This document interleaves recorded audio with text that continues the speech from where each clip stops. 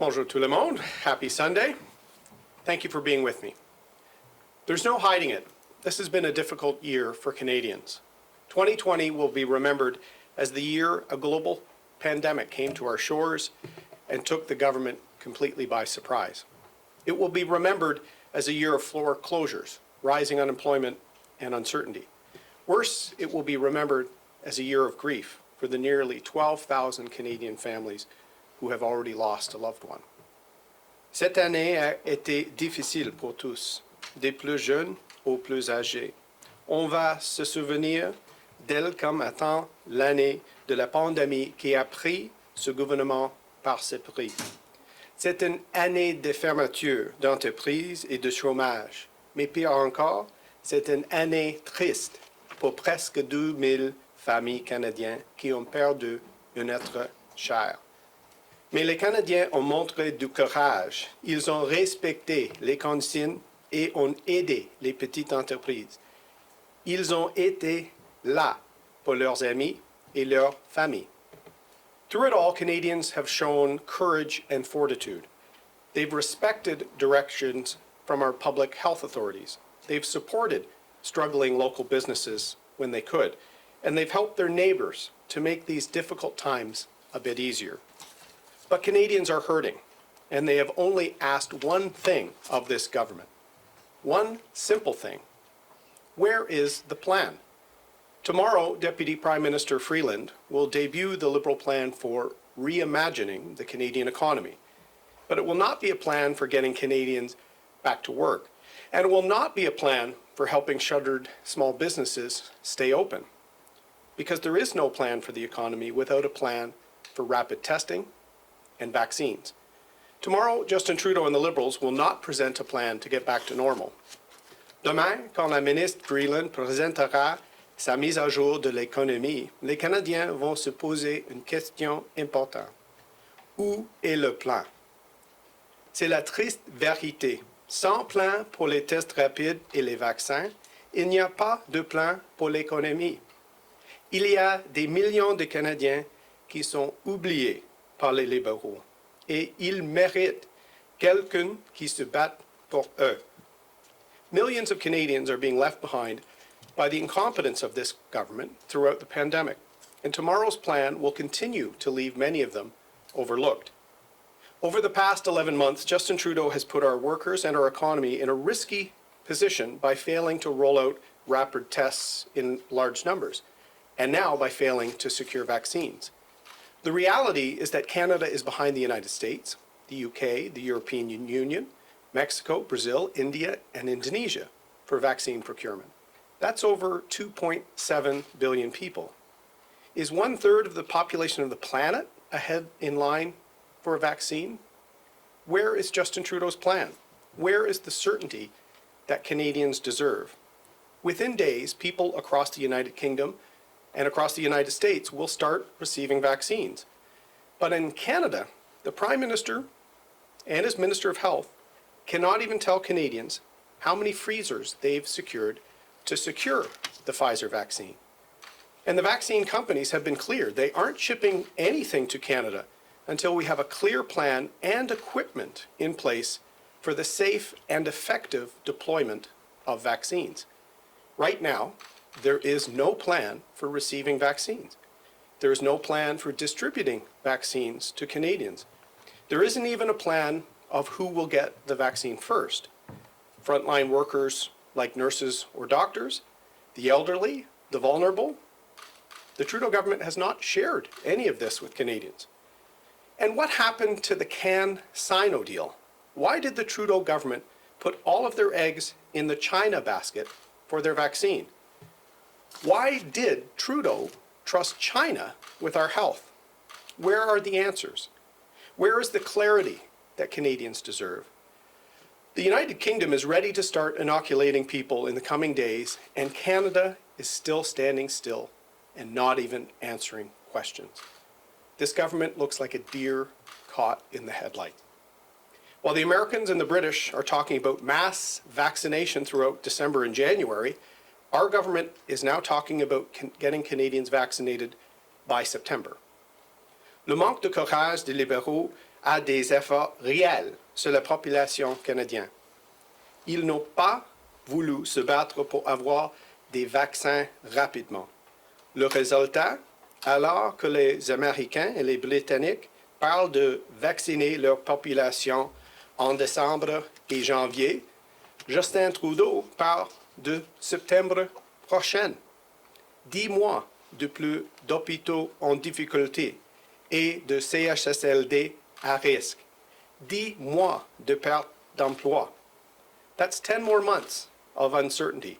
10 more months of businesses closing, mental health challenges, families remaining separated, and workers not knowing when their shifts will be canceled.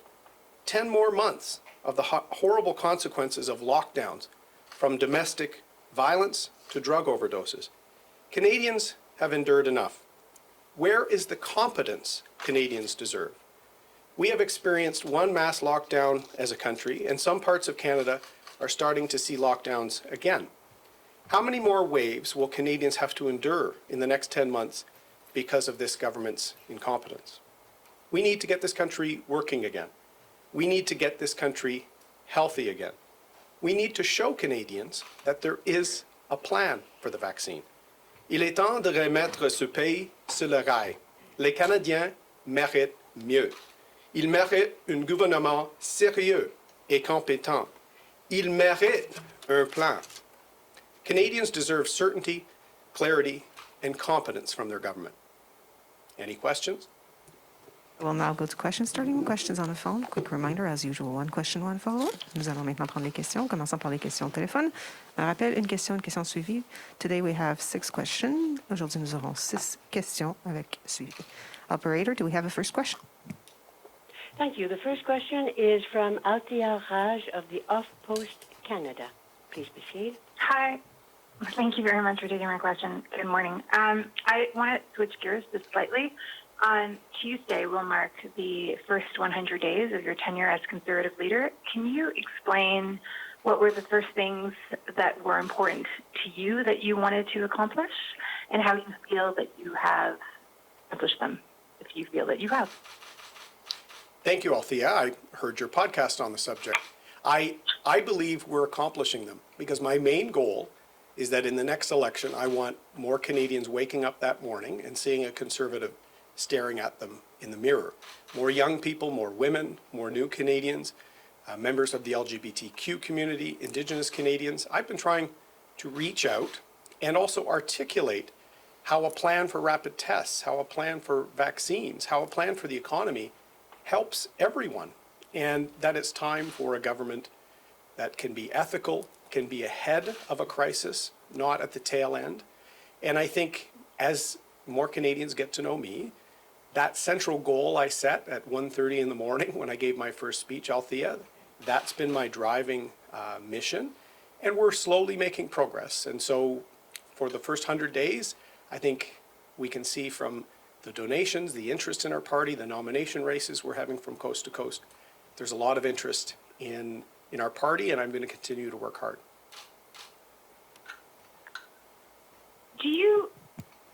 What particular challenges do you feel you face at this time? And I'm going to say, for me, I find it, sometimes I find you quite aggressive, and I wonder if there is, it's obviously not normal times, but how you balance, your role as an opposition. At the same time, you said you want to propose things.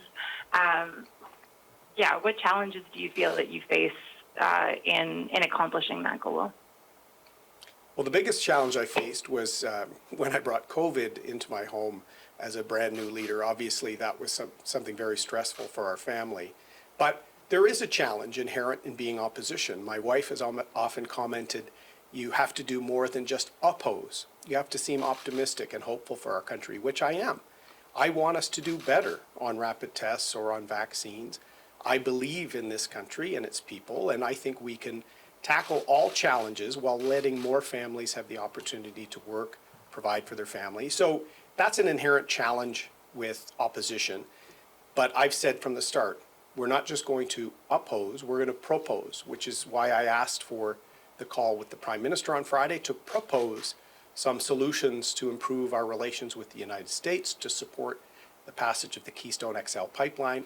You're going to see a very serious approach to policy for the well-being of Canadians. Operator, next question.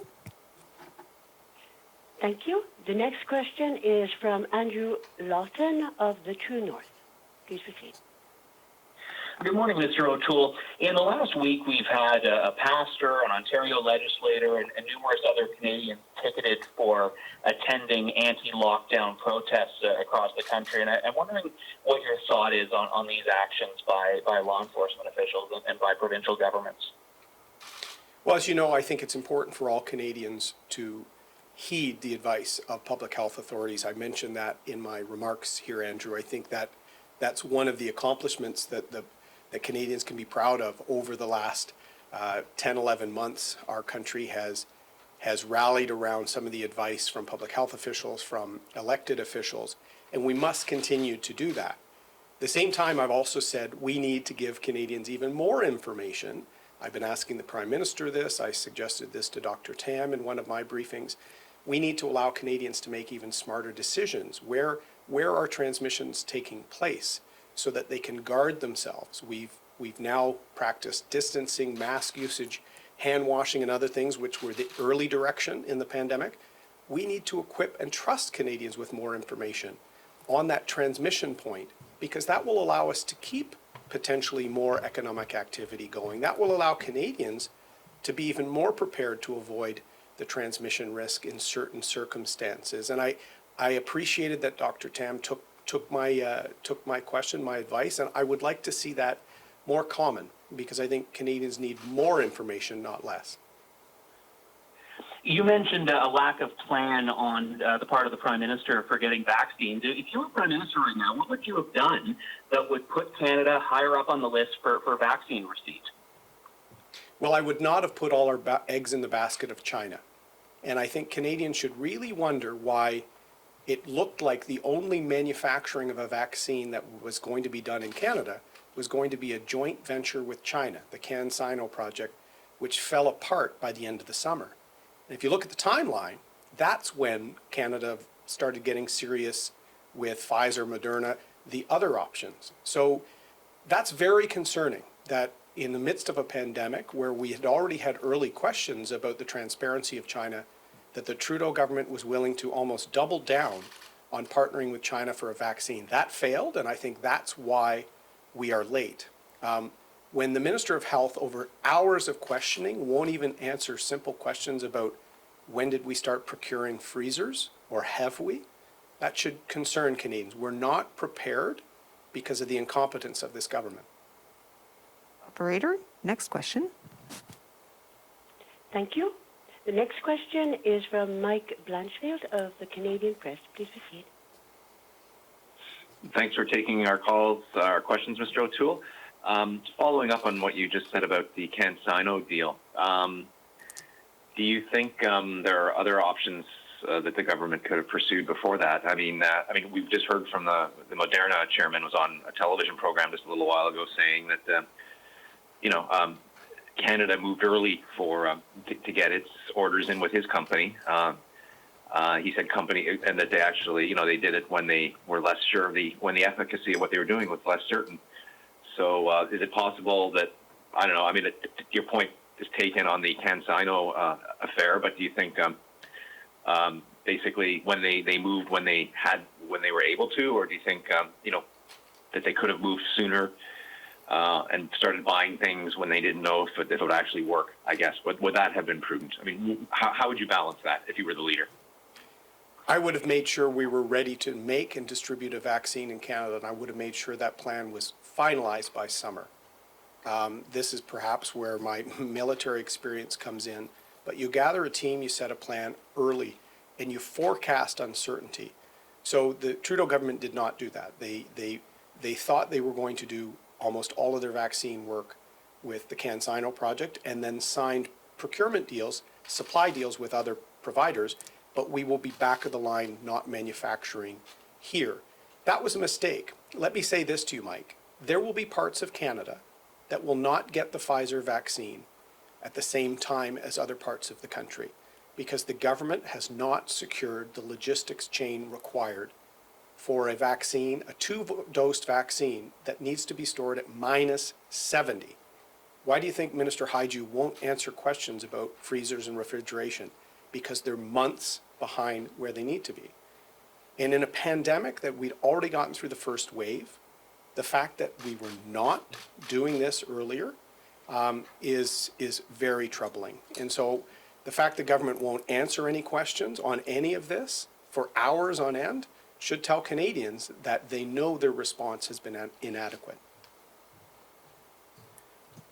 And follow up, can you outline two specific things you want to see in the fiscal statement to help Canadians? What are your top two priorities, and can you elaborate on them? My top priority is a plan for vaccines. There is no plan for the economy if we don't have rapid testing and vaccines as swiftly as possible. We're already seeing small businesses teetering on the edge. That is leading to this uncertainty and this concern out there about the well-being of tens of thousands of Canadian families that have invested everything in their restaurant or in their their auto shop or a range of small businesses that are close to bankruptcy. Rapid tests, we're months behind our allies in large-scale rollouts and use of rapid tests. It looks like we're going to be months behind our allies on vaccines. These are critical tools. The vaccine is the hope we were all looking for. And I think Canadians are going to be rightly frustrated when we see many other countries, both G7 countries like ours, but also countries, less advanced from a manufacturing capacity, from a life sciences capacity, rolling out millions of doses before Canada. I hate to see us trailing. I don't compare ourselves to the worst response. I want Canada's response to be the best. That's why I want to see a plan, and I want to see a plan for the economy. We need to get people working. And we'll now take questions from the room. Mike? Mr. O'Toole, Mike LeCouture from Global National. I'm trying to reconcile something you just said and what your party has been saying for months. They've been calling for a fiscal update for months.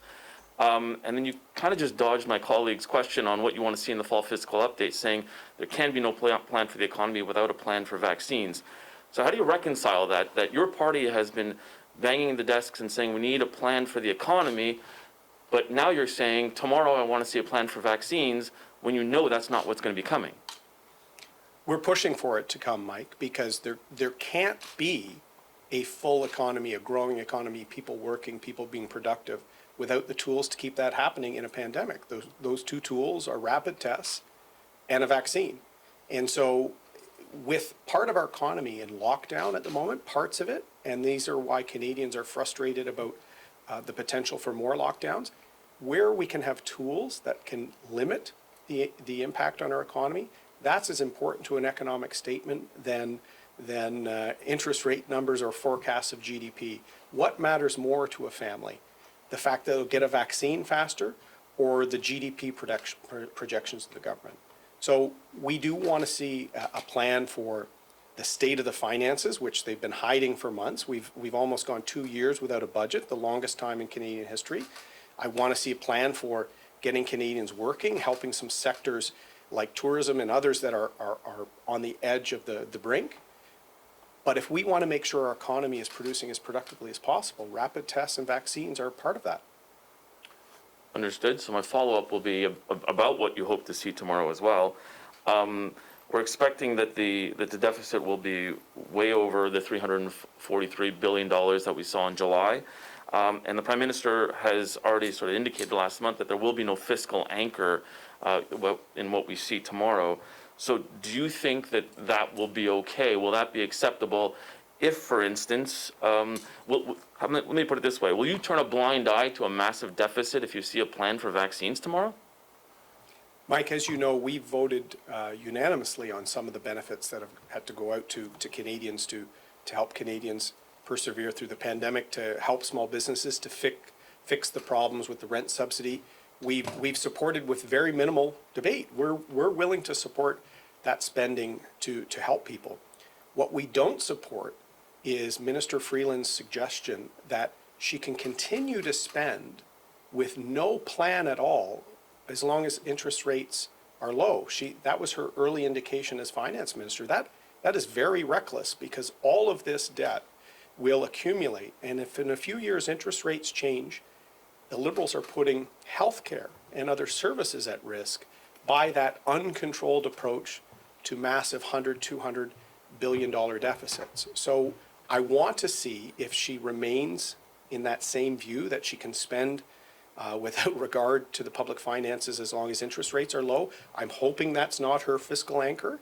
So we'll see what their plan is tomorrow. Marika Walsh with the Globe and Mail. Mr. O'Toole, on the question around deficits, as you know, your party supported a lot of these programs that led to such high spending. So is there sort of like an upper limit that you want to see on that deficit? What is your number that the government should not be going past in terms of its deficit for this year? Is it 400 billion? Is it 450? Is it 500? What is it? Well, as you said, we have supported the programs that have helped families, that have helped small businesses, and we will continue to do that in a pandemic. That accounts for only about less than half of the deficit spending so far. What we're concerned about is the fact that there seems to be no concern about multiple years of $100 billion plus deficits. That is going to be what I'm watching for. Less this year's amount and more, are they willing to do this over the next 2, 3, 4 years? Because that is going to put pressures on our economy that could leave the government, a future government, without any options. And we're also seen as uncompetitive as a country. So I'm going to see if they introduce anything on productivity towards job creation. That's what we'd like to see. So I'm clear then, so you're not concerned what the number is this year, it's what the long-term planning is, and if in fact the programs they're announcing are one-time programs versus the long-term. So no matter the number for this year, that's not your concern. Can you just be very clear on that? And if you do actually have a number where there should be a point of no return? The number this year we already know. It's going to be somewhere in the range of $400 billion. And that is startling, and that is too high. Many of the programs that we've supported account for about half of that. Assistance to families, assistance to small business. We support that. What we want to see is some transparency with respect to the others. As you know, the We Charity scandal, we had very big problems because of insider dealings. We also had concerns that almost $10 billion was spent to supply the CERB to students when we could have actually used that to help small business and expand the Canada Summer Jobs programs for students. We could have even given tuition assistance and spent less. So we are going to analyze what degree of detail they have on the spending. We want to see a plan to get people working and a plan to prudence coming out of the pandemic. Last question, Ian? Ian Woods, CTV News. Mr. O'Toole, you talk a lot about rapid testing, but the fact of the matter is there are still some efficacy issues with rapid testing. Dr. Bonnie Henry in BC hasn't rolled it out in, let's say, long-term care homes because some of them are only 95% effective. So are you putting all your eggs in the basket of rapid testing, hoping that, we can just open everything up with a 95% effective test? Well, any pharmaceutical product, any medical test will have a degree of accuracy. And Mr. Trudeau's giving us an option right now of 0. I would take 95% certainty over 0 anytime. The deployment then, depending on whether it's long-term care, whether it's seasonal workers, whether it's travel, these are tools that can be used, and that degree of certainty will change depending on how vulnerable people are. Obviously, in the long-term care environment, that's probably why Dr. Henry's looking very carefully at that accuracy rate.